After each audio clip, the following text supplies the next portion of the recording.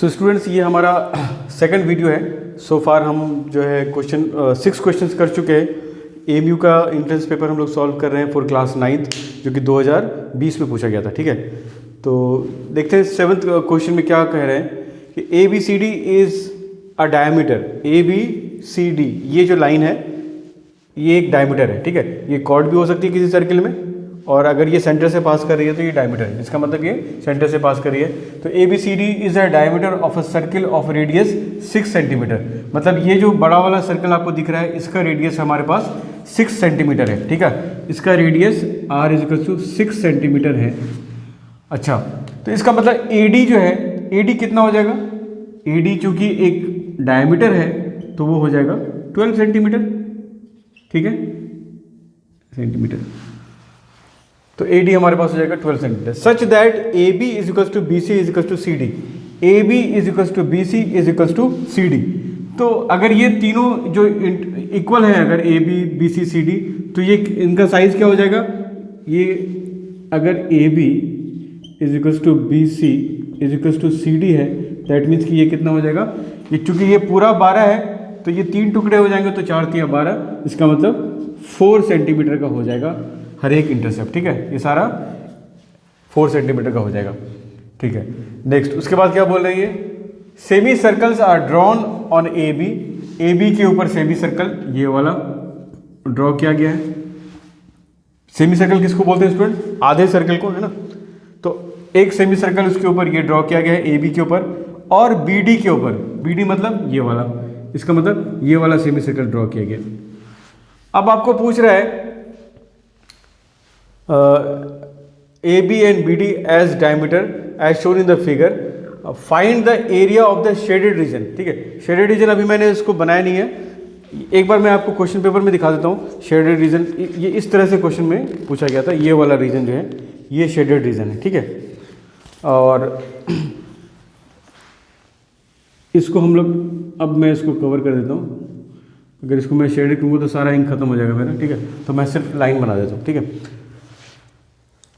कैसे निकालेंगे? देखिए, ये क्वेश्चन जो है, एक आध क्वेश्चन एएमयू में ऐसा देखा गया है जो कुछ कैलकुलेशन को चेक करने के लिए आपको पूछते हैं। इस क्वेश्चन में थोड़ा सा जो है आपका कॉन्सेप्ट भी यूज हो रहा है, सर्कल का कॉन्सेप्ट भी चेक कर रहे हैं आपका, और दूसरा कैलकुलेशन के ऊपर भी है ये क्वेश्चन। ठीक है, देखिए आप इसके ऑप्शंस को देखिए, ABCD चारों ऑप्शन में देखिए, सब में 37 है। 37 37 37 37।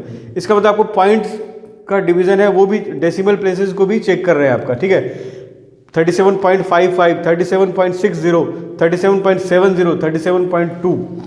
ठीक है, तो बेसिकली ये लेंथी क्वेश्चन होने वाला है। आप ऐसे क्वेश्चन को मैं सजेस्ट करूंगा कि आप लास्ट में करें जब आपके पास टाइम बच जाए, क्योंकि ऐसा ना हो कि एक लेंथी क्वेश्चन के चक्कर में आपका 4 इजी क्वेश्चन छूट जाए। ठीक है, तो कैसे करेंगे इस क्वेश्चन को सॉल्व? मुझे ये शेडेड रीजन निकालना है। अब ये जो शेडेड रीजन आपको दिख जाएगा, मैंने एक बार में आपको नहीं बताया था, मतलब डायरेक्ट क्वेश्चन के ऊपर जिस तरह से दिया हुआ था वैसे मैंने नहीं दिखाया था, मैंने टुकड़ा करके दिखाया था आपको, ताकि आपको क्वेश्चन जो है समझ में आए।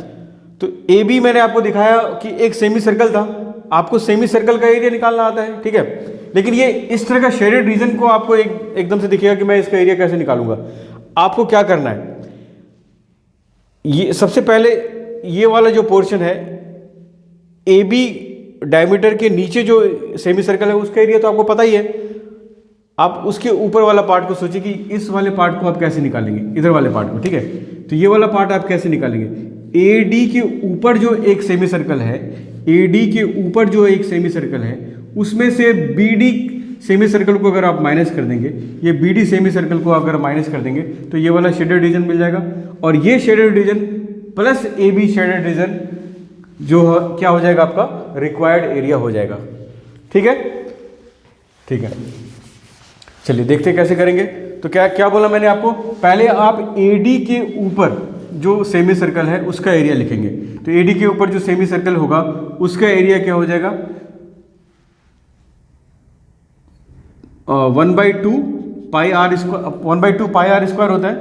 तो AD का रेडियस कितना है? 6। ठीक है, तो 1/2 पाई 6 स्क्वायर। ठीक है, ऐसे क्वेश्चन में मैं आपको ट्रिक बता रहा हूँ कि कैसे सॉल्व करना है। ये नहीं करना है कि आपको सबका एरिया निकाल लेना है पहले, तो फिर आपका कैलकुलेशन बहुत लेंथी हो जाएगा। ठीक है, पहले आप सिर्फ उसको लिखिए, फॉर्मूला को लिखिए, फिर आपको देखिए कैसे बनाना है। तो इसका AD के ऊपर का मैंने लिख दिया, एरिया कितना होगा 1/2 पाई आर स्क्वायर। आर कितना है, AD का 6 है। माइनस में मैंने क्या बोला आपको, ये जो छोटा सर्कल है BD के ऊपर जो बना हुआ उसको माइनस कर दीजिए, तो वो 1/2 पाई, इसका R कितना हो जाएगा, BD कितना है, मैंने आपको क्या दिखाया, ये सारे 4 है, 4, ठीक है। तो इसका रेडियस कितना हो जाएगा, 4 हो जाएगा, 4 स्क्वायर। उसके बाद क्या बोला था आपको कि ये जो AB के ऊपर जो ये नीचे जो लटक रहा है सेमी सर्कल, उसको आपको ऐड कर देना है। तो इसका भी एरिया कितना हो जाएगा 1/2 पाई, इसका R क्या होगा 2, ठीक है ना। क्योंकि AB 4 सेंटीमीटर है तो उसका रेडियस कितना हो जाएगा, AB एक डायमीटर है तो उसका रेडियस 2 हो जाएगा, तो उसका 2 स्क्वायर हो जाएगा। अब देखिए 1/2 पाई 1/2 पाई 1/2 पाई तीनों में कॉमन है, इसको हम लोग बाहर निकाल सकते हैं। 1/2 पाई को बाहर निकाल लिया, तो यहाँ क्या बचा, यहाँ बचा 6 स्क्वायर माइनस 4 स्क्वायर। तो 6 का स्क्वायर हो जाएगा 36 और 4 स्क्वायर हो जाएगा 16, ठीक है, इनका माइनस प्लस 2 का स्क्वायर 4, ठीक है। फर्दर इसको सॉल्व करेंगे तो ये 1/2 इंटू पाई का वैल्यू लिख देंगे यहाँ पे 22/7 और ये 36 में से बच जाएगा, ये एक बार में सॉल्व कर लेते हैं इसको, 36 में बच जाएगा 20 और ये 4 24, ठीक है, ठीक है। उसके बाद आप इसको फर्दर सॉल्व करेंगे, बस अब ये एक सिंपल सा इसको कैलकुलेट करना है, ये पॉइंट में आप कैलकुलेट करेंगे तो इसकी वैल्यू आपको आ जाएगी 37.71 के अराउंड आ जाएगी, ठीक है। आप इसको जब कट करेंगे डिवाइड करेंगे तो ये 37.71 आएगा। 1 को हम लोग अगर आप इसको अप्रोक्स वैल्यू लिखेंगे तो आपको पता है कि डेसिमल प्लेसेस में अगर आपको राउंडिंग ऑफ करना होता है तो आप अगर 5 या 5 से ऊपर है तो उसको आप 0 लिख सकते हैं, और अगर 5 से बड़ा है तो आप एक प्लेस जो है मतलब इसको इग्नोर कर सकते हैं। अगर 5 से छोटा नंबर है तो हम लोग इसको इग्नोर कर देंगे तो 0 हो जाएगा। तो C इसका राइट आंसर हो जाएगा जब इसको आप डिवाइड कर लेंगे, ठीक है।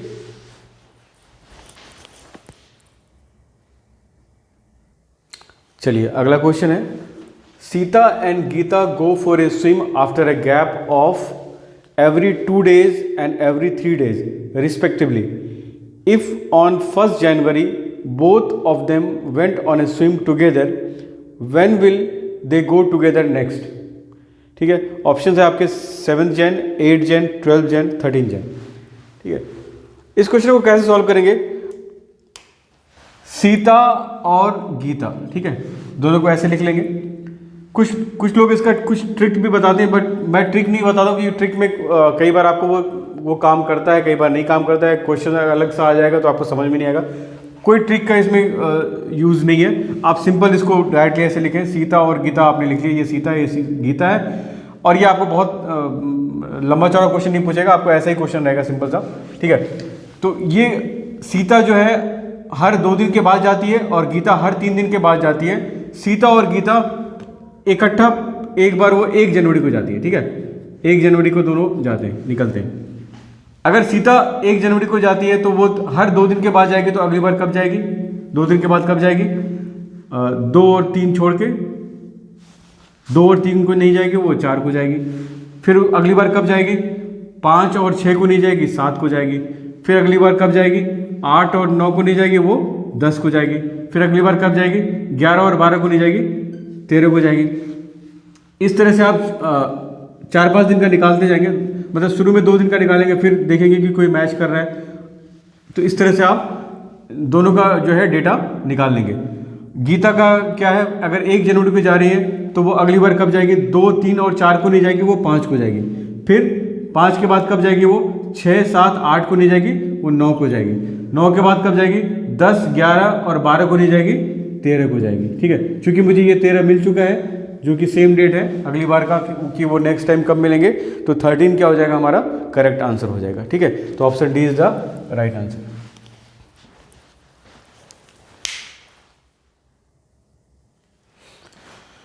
चलिए अगला क्वेश्चन जो है आपका स्क्वायर एंड स्क्वायर रूट से है। RS अग्रवाल में आपने स्क्वायर एंड स्क्वायर रूट्स वाला चैप्टर जो है क्लास 8 में पढ़ा होगा।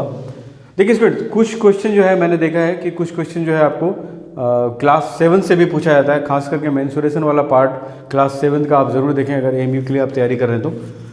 और देखिए इस क्वेश्चन में क्या है, how many natural numbers are between 52 square and 53 square. तो कैसे बनाएंगे ये सवाल, आपको वो कॉन्सेप्ट याद है एन स्क्वायर और n+1 होल स्क्वायर के बीच में ये दो, इसको क्या पढ़ते हैं हम लोग, दो कंटिन्यूअस स्क्वायर हैं, ठीक है। दो कंटिन्यूअस स्क्वायर के बीच में कितने नेचुरल नंबर्स हैं या कितने नॉन परफेक्ट स्क्वायर है, कैसा भी क्वेश्चन आपको पूछा जा सकता है कि ये जो दो कंटिन्यूअस स्क्वायर हैं, मतलब लगातार स्क्वायर है ना, n स्क्वायर और n+1 का होल स्क्वायर, इसके बीच में कितने नॉन परफेक्ट स्क्वायर या कितने नेचुरल नंबर्स हैं, तो वो है 2n है। कितने हैं, 2n। देखिए तो ये हमारे केस में यहाँ क्या है, 52 का स्क्वायर और ये क्या है 52+1 का होल स्क्वायर, ठीक है ना, n स्क्वायर n+1 का होल स्क्वायर। तो कितने नंबर होंगे इसके बीच में, कितने नेचुरल नंबर्स होंगे, तो ये हो जाएगा 2n, that is 52 × 2 is equal to 104, ठीक है। तो option B is the right answer.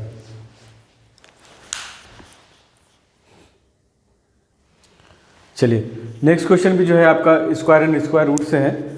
बहुत सिंपल सा क्वेश्चन है ये, आपको पूछ रहा है which of the following number is not a perfect square. कौन सा इसमें से परफेक्ट स्क्वायर नहीं है, मतलब 3 इसमें परफेक्ट स्क्वायर हैं, एक परफेक्ट स्क्वायर नहीं है, वो बताना है, ठीक है। परफेक्ट स्क्वायर होने के लिए 0 जो है लास्ट में पेयर में होना चाहिए, तो सारे केस में पेयर में है, ठीक है।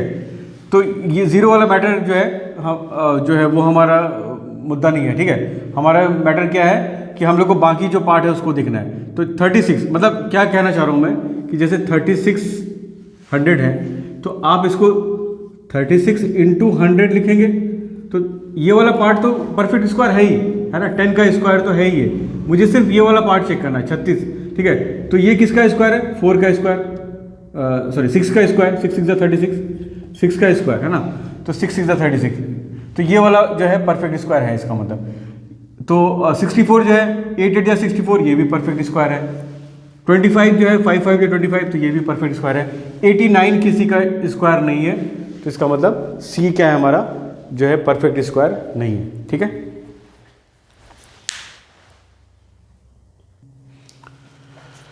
चलिए नेक्स्ट क्वेश्चन है आपका कोऑर्डिनेट ज्योमेट्री का क्वेश्चन है ये, the coordinates of the points lying on x axis, ठीक है। तो आपको बताना है, देखिए ये एक्सिस होता है ना, ये दो एक्सिस होता है, इसको बोलते हैं एक्स एक्सिस और इसको बोलते हैं वाई एक्सिस। ये एक प्लेन है जिसको हम लोग बोलते हैं कार्टेशियन प्लेन। कार्टेशियन प्लेन में क्या होता है कि कोई भी जो पॉइंट होता है वो उसको यूनिकली आइडेंटिफाई करने के लिए हमारे पास दो रेफरेंस पॉइंट होना चाहिए। सपोज कि यहाँ पे कोई पॉइंट है तो इसके कोऑर्डिनेट्स एक्स एंड वाई होंगे, है ना, एक्स एंड वाई कोऑर्डिनेट होगा। इस बात का क्या मतलब होता है, सपोज कीजिए मैं अगर इसकी मार्किंग कर दूं, ये 1 है, ये 2 है, ये 3 है, तो इधर क्या हो जाएगा, ये x है और इधर ये हो जाएगा -x, तो ये हो जाएगा -1 -2, ठीक है। और उसी तरह से ये y एक्सिस है, y एक्सिस में ये 1 ये 2 ये 1 ये 2 ये -1 ये -2, ठीक है। इसी तरह से ये -3 सॉरी 1 2 ये 3 पॉजिटिव, ठीक है। ये y का ऊपर इस डायरेक्शन में पॉजिटिव, नीचे में y नेगेटिव, और उसी तरह से ये राइट हैंड साइड में x पॉजिटिव, इधर x नेगेटिव। तो कहने का मतलब ये है कि कार्टेशियन प्लेन में क्या कहा जाता है कि हर एक पॉइंट के लिए जो हमारे पास दो रेफरेंस पॉइंट होना चाहिए, x एंड y, इसको बोलते हैं कोऑर्डिनेट्स। दोनों को एज अ पेयर बोलते हैं, ऑर्डर्ड पेयर बोलते हैं इसको, ऑर्डर्ड पेयर भी नाम है इसका, और इसको कोऑर्डिनेट्स भी बोलते हैं, ऑर्डर पेयर भी बोलते हैं। इसका जो पहला पार्ट है दैट इज एक्स पार्ट, उसको बोलते हैं एब्सिसा। सेकंड पार्ट जो है उसको हम लोग बोलते हैं ऑर्डिनेट। दोनों को मिला के इकट्ठा हम लोग बोलते हैं कोऑर्डिनेट। और तो हमारा जो क्वेश्चन है उसमें क्या बोला है कि अगर पॉइंट एक्स एक्सिस के ऊपर ही लाई करेगा, एक्स एक्सिस के ऊपर लाई करेगा, मतलब ये पॉइंट है, कहीं पर भी इस एक्सिस के ऊपर कितने, किसी लाइन के ऊपर कितने पॉइंट लाई कर सकते हैं, तो इनफाइनाइट लाइन। तो वो कह रहा है कि अगर एक्स एक्सिस के ऊपर ही कोई पॉइंट है तो उसका जो है कोऑर्डिनेट वो क्या होगा, वो 0y होगा, xy होगा, x0 होगा, क्या होगा। देखिए अगर सपोज कीजिए मैं इस पॉइंट को पूछूं कि ये पॉइंट बताओ क्या है, तो आप कहेंगे सर ये 1, क्योंकि एक्स एक्सिस में 1 है, और चूंकि y है ही नहीं, ऊपर गया ही नहीं वो, जैसे जैसे वो ऊपर जाता जाएगा तो प्लस वाई बढ़ेगा, जैसे जैसे वो नीचे आता जाएगा तो माइनस वाई बढ़ेगा। लेकिन चूंकि ये बड़ा नहीं है, नीचे ना ऊपर, तो इसका मतलब y क्या है, 0 है। उसी तरह से अगर इस पॉइंट में मैं पूछूं तो यहाँ पे क्या हुआ, x बढ़ गया है, x बढ़ के 2 हो चुका है, लेकिन y अभी भी 0 है। इस तरह से आप बढ़ते जाएंगे, चाहे इस डायरेक्शन में चाहे उस डायरेक्शन में, तो सिर्फ x ही बढ़ेगा, y नहीं बढ़ेगा, क्योंकि ये ना तो ये ऊपर जा रहा है ना नीचे जा रहा है। इसका मतलब क्या हुआ कि x एक्सिस पर जो भी पॉइंट होगा उसका y कोऑर्डिनेट हमेशा 0 होगा। x तो होगा लेकिन y 0 होगा, इसका मतलब x तो होगा, y 0 होगा। ठीक है, तो ऑप्शन सी जो है हमारा करेक्ट आंसर है। सिमिलरली अगर आपको ये क्वेश्चन पूछे कि y एक्सिस पे कोई पॉइंट अगर लाई करेगा तो उसका कोऑर्डिनेट क्या होगा, तो y एक्सिस पे क्या होगा, आप ऊपर जाते जाओगे या नीचे आते जाओगे तो y में चेंजेस आएगा, बट चूंकि वो आगे नहीं बढ़ रहा है, ना इधर बढ़ रहा है ना इधर बढ़ रहा है, सिर्फ y के ऊपर ही जा रहा है या y के नीचे आ रहा है, y एक्सिस के ऊपर जा रहा है नीचे आ रहा है, तो हमारा सिर्फ y चेंज होगा, x चेंज नहीं होगा। तो y एक्सिस के ऊपर अगर कोई भी पॉइंट होगा तो इसका कोऑर्डिनेट क्या होगा, x क्या होगा 0 और y क्या होगा, तो y कुछ भी होगा, जिस पॉइंट पे y होगा उस पॉइंट पे y होगा, तो उसका कोऑर्डिनेट क्या हो जाएगा, 0y हो जाएगा। ठीक है, तो ऐसे याद रखेंगे आप, x एक्सिस पे अगर कोई पॉइंट लाई करेगा तो क्या हो जाएगा उसका कोऑर्डिनेट x0, y एक्सिस पे अगर कोई पॉइंट लाई करेगा तो उसका कोऑर्डिनेट हो जाएगा 0y।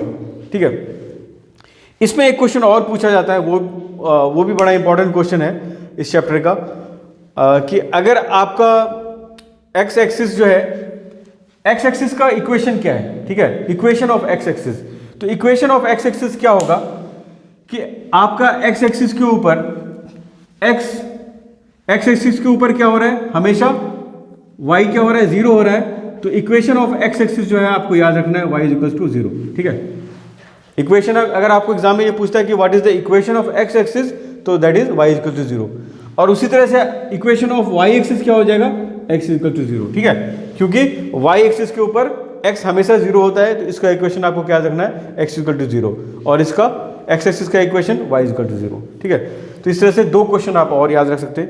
ठीक है,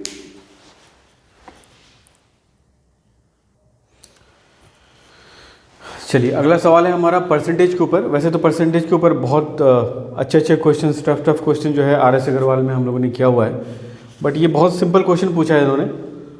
रूपा गेट्स 98 मार्क्स, ठीक है, इन हर एग्जाम्स,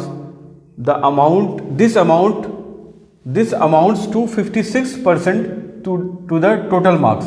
ठीक है, मतलब रूपा को 98 मार्क्स ही आते हैं एग्जाम में, 98 मार्क्स एग्जाम में आते हैं, और ये जो है ये कितना है, दिस अमाउंट्स टू, मतलब ये कितना है, this is equals to 56% of the total marks, और वही टोटल मार्क्स आपको बताना है, तो उसको हम x मान लेते हैं। ठीक है, क्लियर है, तो इसको हम लोग सॉल्व कर लेंगे, x की वैल्यू आ जाएगी। 56% को हम कैसे लिखेंगे, 56 डिवाइडेड बाई 100, ऑफ का मतलब होता है इनटू, और ये x।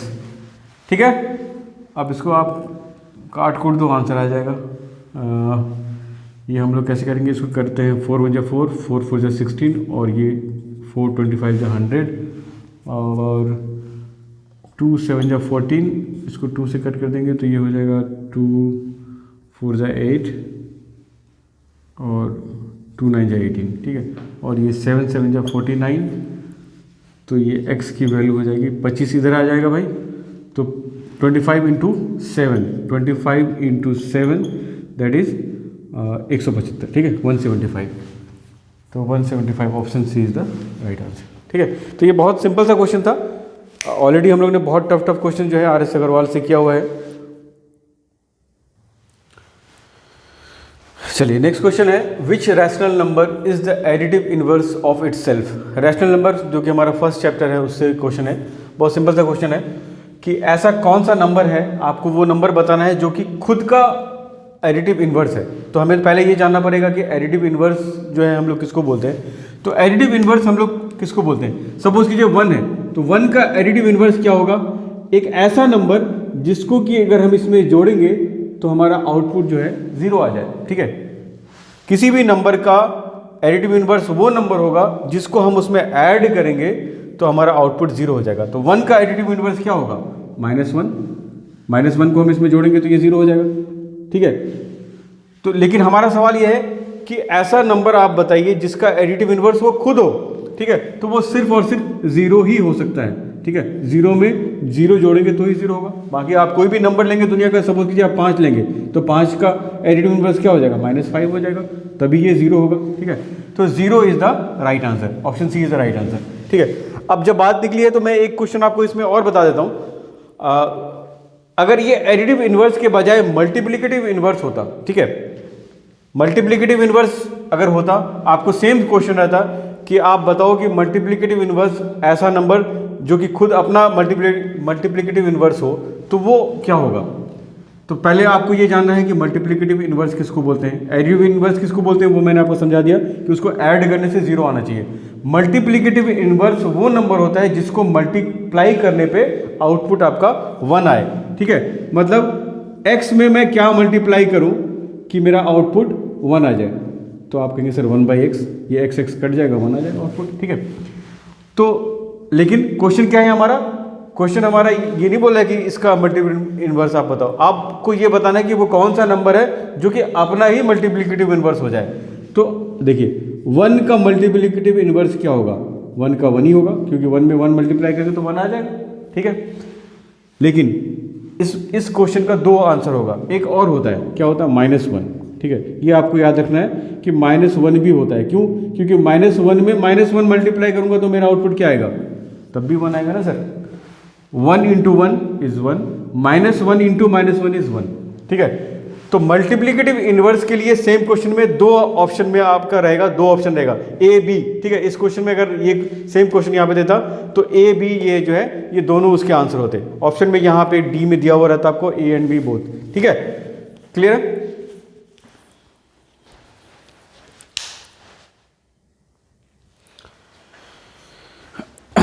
अगला क्वेश्चन हमारा फिर से जो है परसेंटेज के ऊपर है। जिन्होंने भी RS अग्रवाल बनाया हुआ उनको ये क्वेश्चन बहुत ही इजी लगेगा, क्योंकि RS अग्रवाल में हमने बहुत टफ क्वेश्चंस ऑलरेडी किया हुआ है इस चैप्टर के ऊपर, परसेंटेज के ऊपर।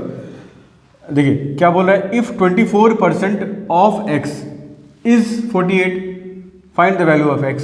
क्या कह रहा है, 24% ऑफ x इज 48, ठीक है। तो क्या मतलब हो गया, 24% मतलब 100 डिवाइडेड बाई 100, ऑफ का मतलब इंटू x बराबर 48। तो आपको x निकालना है, ये 20, और इसका कैलकुलेशन भी बहुत इजी दिया उन्होंने, ठीक है। 24 × 2 = 48, तो x बराबर कितना हो जाएगा, ये 100 उधर चला जाएगा, मल्टीप्लाई हो जाएगा, तो ये हो जाएगा 200। ऑप्शन डी इज राइट, ठीक है।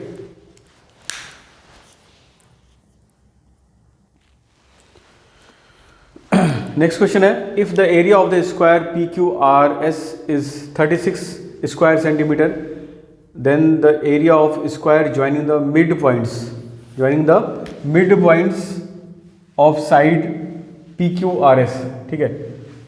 देखिए ये क्वेश्चन जो है डायरेक्टली आपका क्लास 7 RS अग्रवाल से पूछा गया, ठीक है। आप चाहे तो चेक कर लीजिएगा। RS अग्रवाल का जो मेंसुरेशन पार्ट है, मैंने आपको बोला था मेंसुरेशन पार्ट आपको कवर करना है क्लास 7 का, उसमें से डायरेक्ट क्वेश्चन पूछा गया है, ठीक है। क्या क्वेश्चन है, एक स्क्वायर है, ठीक है, मान लो ये स्क्वायर है, ठीक है। स्क्वायर का नाम है PQRS, ये PQRS कोई स्क्वायर है। इसका एरिया दिया हुआ है आपको 36। तो इसके जो साइड्स हैं, सपोज कीजिए अगर मैं A मानूं तो A² बराबर 36 दिया हुआ है। इसका मतलब चूंकि A स्क्वायर का एरिया कितना होता है, साइड का स्क्वायर, मैं इसके साइड्स को मान लो A मान लेता हूँ, ये A है, अगर सारे साइड्स A होंगे, सारे स्क्वायर में सब बराबर होते हैं, और उसका एरिया कितना होता है A², तो A बराबर कितना हो जाएगा, √36। 36 मतलब 6 का स्क्वायर, 6 6 36, ठीक है। तो 6 सेंटीमीटर जो हो जाएगा इस स्क्वायर का साइड हो जाएगा, ठीक है। अब कह रहा है कि इनके मिड पॉइंट्स को ज्वाइन करके मुझे एक और जो है वो मिलेगा, स्क्वायर मिलेगा, उसका एरिया निकालना है ना। Then the area of square joining the mid points, उसने आपको बता दिया कि अगर आप इसके मिड पॉइंट्स को मिलाएंगे तो अगेन आपको एक स्क्वायर मिलेगा, आपको उस स्क्वायर का एरिया निकालना, मतलब मुझे ये जो स्क्वायर मिला मुझे उसका एरिया निकालना। चूंकि ये मिड पॉइंट है तो ये जो डिस्टेंस है ये कितना होगा, ये 3 होगा, क्योंकि टोटल 6 है ना, ये 6 है, ये मिड पॉइंट है, तो यहाँ से यहाँ तक जो है हमारा, सपोज कि मैं इसको ए मान लेता हूँ, ABCD, तो मुझे ABCD जो स्क्वायर है उसका एरिया निकालना है। तो आपको ABCD स्क्वायर का एरिया निकालने के लिए आपको ये ABCD ये पता होना चाहिए, है ना। इस अंदर वाला जो स्क्वायर है उसका साइड पता होना चाहिए। वो कैसे निकालेंगे? वो निकालेंगे आप पाइथागोरस थ्योरम से। कैसे पाइथागोरस थ्योरम से निकालेंगे कि देखिए ये क्या है, ये बेसिकली हाइपोटेनस है किसका, इस ट्रायंगल का, क्योंकि ये एक राइट एंगल ट्रायंगल है जिसका साइड आपको पता है ये 3 है और ये 3 है। तो ये हाइपोटेनस H जो है वो कितना होगा? पाइथागोरस थ्योरम क्या बोलता है कि हाइपोटेनस जो होता है वो होता है हाइपोटेनस का square equals to remaining 2 sides का स्क्वायर, मतलब 3 का स्क्वायर प्लस 3 का स्क्वायर, दोनों 3 3 है, ठीक है। क्यों 3 है? क्योंकि ये मिड पॉइंट है, सारे साइड्स हमने निकाल लिए, वो 6 है, तो ये भी 3 होगा, ये भी 3 होगा, और ये 3 का स्क्वायर प्लस 3 का स्क्वायर आपका हाइपोटेनस का स्क्वायर हो जाएगा। तो H बराबर अंडर रूट 3 का स्क्वायर 9, 3 का स्क्वायर 9, ठीक है। तो 9 दूना 18, 18, ठीक है। तो H बराबर 18 आ गया, रूट 18, H बराबर रूट 18 आ गया। आपको परेशान नहीं होना है रूट 18 देख के, क्योंकि रूट 18 जो हमारा परफेक्ट स्क्वायर तो नहीं है, कोई बात नहीं है। तो हमें निकालना क्या है? निकालना तो हमें H स्क्वायर है ना, H स्क्वायर निकालना है। क्यों? क्योंकि ABCD जो स्क्वायर है उसका एरिया क्या होगा? उसका एरिया भी साइड का स्क्वायर होगा। तो साइड कितना है? H माना था मैंने, ये H माना था मैंने, तो हमारा जो ABCD का एरिया निकलेगा वो H स्क्वायर होगा, और H स्क्वायर क्या हो जाएगा? रूट 18 का स्क्वायर, तो ये 18 आ जाएगा, ठीक है। तो 18 square centimetre is the right answer, ठीक है।